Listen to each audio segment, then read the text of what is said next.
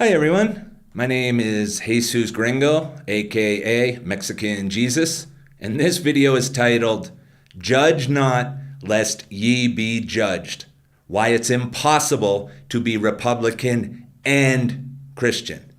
This video could also be titled, Why Every Single Republican Christian and every member of the Westboro Baptist Church are all going to hell. Now, when you hear, judge not lest ye be judged, or let he who is without sin cast the first stone, everyone jumps immediately to the hypocrisy, because the Bible teaches everyone is a sinner. So who are you to judge if your sins are worse or better than anyone else's sins? And that is true. But that's not the elephant in the room as to why you were told not to judge. The reason you were told not to judge is because judgment happens after death, and God doesn't need help from any one of you, not a single one. God will judge as God sees fit. You will not be there. Your opinion will not be asked for. You will not sway the opinion of God. So every single minute you spend wasting your time judging other people is exactly the opposite of what God and Jesus taught you. And it's even worse, because God actually commanded you to care for the poor, care for the sick, feed the hungry, shelter the homeless.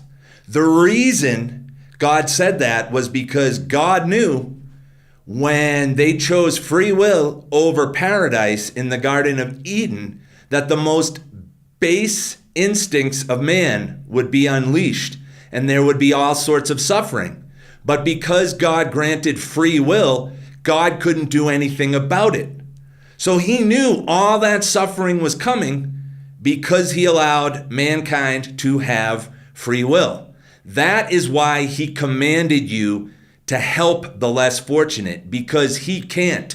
He does not need your help judging anyone, but God does need your help taking care of all the suffering. And who do Republicans worship?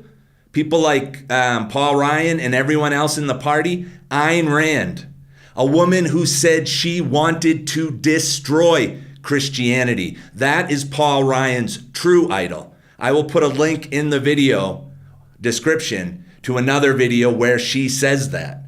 She wanted to destroy Christianity. She was also 100% against helping the less fortunate.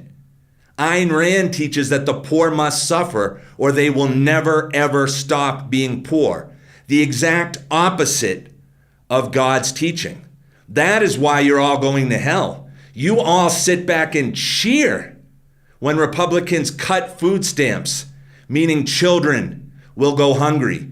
You cheer when Trump steals children from their parents.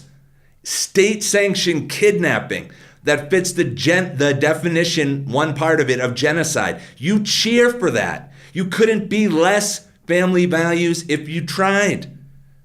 Republicans don't want to do a single thing to help the poor.